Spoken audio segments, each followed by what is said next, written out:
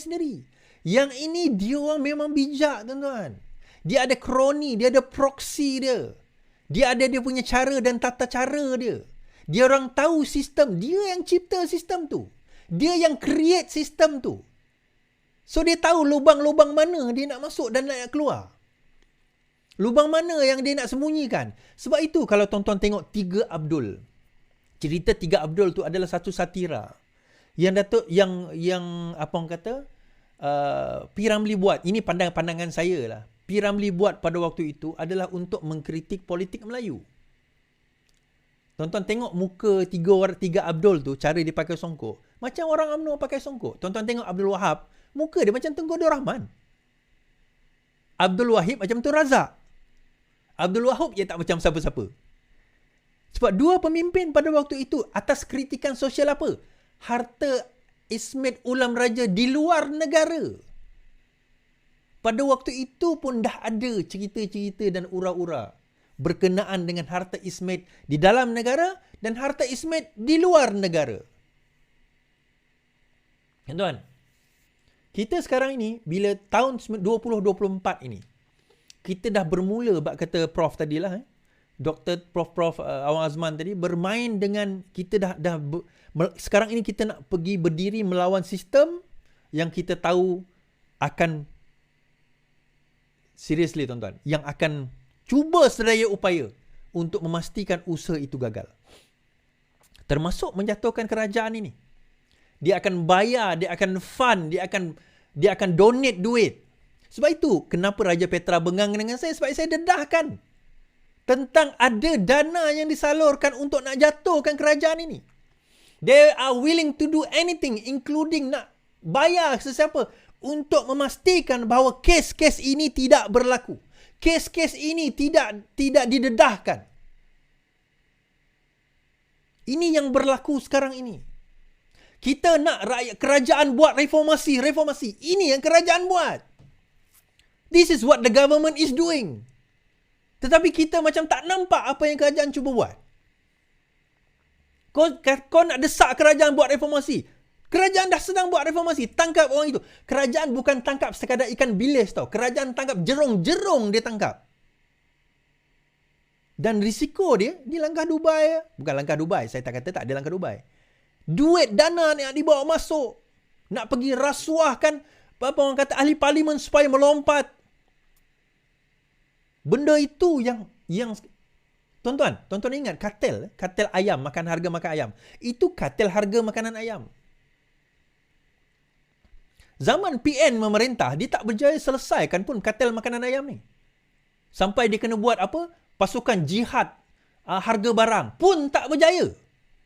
Mat Sabu relax je. Pom, settle masalah telur. Settle masalah harga ayam. Pam, terus pergi denda dia orang 400 juta. Aku nak tengok lepas ni berani tak berani kartel-kartel ni. Bengang tak dia orang ke? Of course dia orang bengang. Adakah dia akan melakukan sesuatu? Of course dia akan melakukan sesuatu. Soalannya, berjaya atau tidak? Panjang saya nak cerita tu, tuan-tuan. Jadi kita tengok bagaimana semua usaha ini sebenarnya tujuan dia apa? Daripada Datuk Seri Anwar Ibrahim ditangkap dahulu, kita tengok reformasi, dituduh liwat dan sebagainya. Kes-kes itu adalah tujuan utama dia. Nak menutup mulut Datuk Seri Anwar Ibrahim dengan harapan bahawa dia dah cukuplah Anwar. Kau dah masuk penjara, tak payah lagi nak buat reformasi. Tak payah lagi nak lawan dengan sistem ni, tak payah. Anwar dia dah lawan sistem sejak 60-an, tuan-tuan. Sampai sekarang 2024, tuan-tuan kira, yang lahir 60 pun dah pencen dah sekarang ni.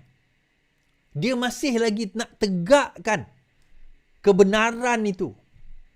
Dan setelah puluhan tahun, dia dah menjadi Perdana Menteri, kerja dia baru bermula. Bukan berakhir. Ini baru permulaan ni. Yang duduk lawan selama ini, sekarang ini dia baru bermula.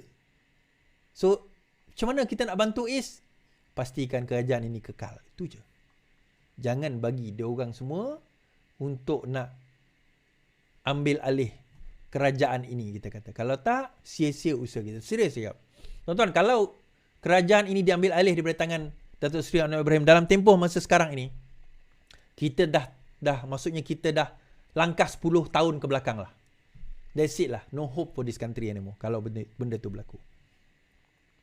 Dan ini yang saya nak tunjuk ni. Ni sekarang ni. Kebakaran rumah Ngeh, lelaki ditahan negatif dadah, kata polis. Lelaki ditahan kerana disyaki melakukan khianat api di kediaman ahli parlimen Beruas, disahkan negatif. Maksudnya dia tak ambil dadah. Ketua Polis Perak, Datuk Muhammad Yusri, ketika dihubungi berkata keputusan itu diperolehi hasil saringan air kencing. Pada Jumaat lalu, Muhammad Yusri berkata lelaki itu ditahan di kawasan Shah Alam kira-kira 4 pagi dan direman sehingga Selasa. Dia berkata polis turut merampas 2 tripod bimbit dalam tangkapan tersebut dan semakan mendapati lelaki itu tidak mempunyai jenayah lampau. Semalam Muhammad Yusri mengesahkan lelaki itu bukan ahli mana-mana parti politik dan polis masih menyiasat motif kejadian. Dalam kejadian awal pagi, rumah Ngeh dilaporkan dilontar dengan Molotov koktail menyebabkan kebakaran yang memusnahkan kereta miliknya. Tuan-tuan, dia memang bukan ahli mana-mana parti. Bodoh lah kalau dia nak letak ahli parti untuk nak pergi baling bom api tu. Macam juga kes yang pergi bakar kereta Mufti Perlis tu. Siapa nama dia? Mai. Apa nama lelaki tu, budak tu? Yang tomoy tu. Dia kata dia dibayar. Dia disuruh, dia dibayar. Itu satu. Mungkin ni tak dibayar. Tetapi siapa, mungkin dia dibayar. Kita tak tahu. Polis yang akan lebih tahu nantilah. Tapi siapa yang boleh menafikan bahawa kalau itu berlaku atas sebab dan keadaan di mana dia di api, kita tak kata PN yang buat, tetapi siapa yang berani jamin bahawa itu bukan tindakan kerana dia termakan hasutan yang dibuat oleh PN, yang dibuat oleh PAS. Kalau pun dia bertindak seorang lah, maksudnya bukan orang yang mengupah dia. Sebab kalau dicek dadah, dia tak ada, dia negatif dadah. Kalau betul dia buat lah, mungkin bukan dia yang buat. Kita kena put that into perspective juga. Tetapi kalau betul dia buat, siapa kita untuk mengatakan bahawa bukan kerana apa yang dibuat oleh PAS menyebabkan dia rasa begitu. Menyebabkan dia rasa marah. Dia rasa macam perlu dia melakukan so-called jihad. Dia kena bakar rumah orang ini. Padahal ini adalah persoalan prosedur. Tak betul, kita kata betul. Salah, kita kata salah. Dia tak ada kena mengena dengan agama.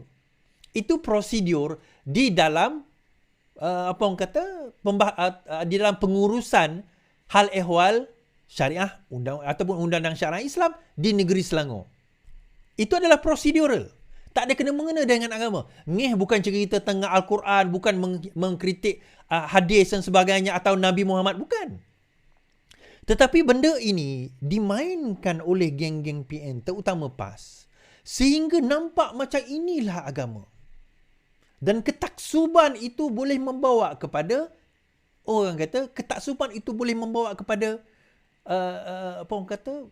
sifat berlebih-lebihan. Sehingga merasakan apa yang dibuat itu adalah betul.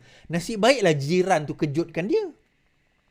Kalau merebak sehingga membakar dan membunuh mereka, sekarang ini dia disasat, mungkin akan disasat di bawah Seksyen 307 Kanun Kesesaan, cubaan membunuh yang boleh membawa penjara sehingga 10 tahun dan juga atau denda. Mungkin ketasasatan belum dibuka lagi. Tetapi saya nak kata bahawa this is what we are facing. Inilah keadaan yang kita sekarang ini hadapi. Inilah yang kita nak kena jawab, tuan-tuan. Yang kita nak kena bahaskan, yang kita nak kena bangkitkan balik. Sampai bila kita nak jadi macam ni? Orang Melayu kita dan Islam kita sampai bila kita nak jadi macam ni? Sebab itu saya kata ini bukan isu Islam, ini bukan agama. Ini bukan budaya, ini bukan budaya orang Melayu pun. Ketaksuban sebegini bukan budaya orang Melayu dan bukan juga ajaran agama Islam. Tu saya kata tadi Muhammad Tajuddin, Prof Tajuddin punya buku. Prof Tajuddin punya buku. Sunnah Melayu dan juga Sunnah Rasul. Beza di antara sunnah sokol Melayu. Sorry Prof, saya pun tak setuju juga sunnah Melayu tu. Dia sunnah ahli politik Melayu.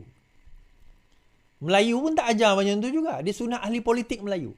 So digunakan elemen Melayu, digunakan elemen agama. So mereka yang jahil datang pada itu, dia kata, oh inilah agama. Inilah dia Islam. Inilah ajaran Islam. Sedangkan benda asas Islam pun dia tak faham. Kan?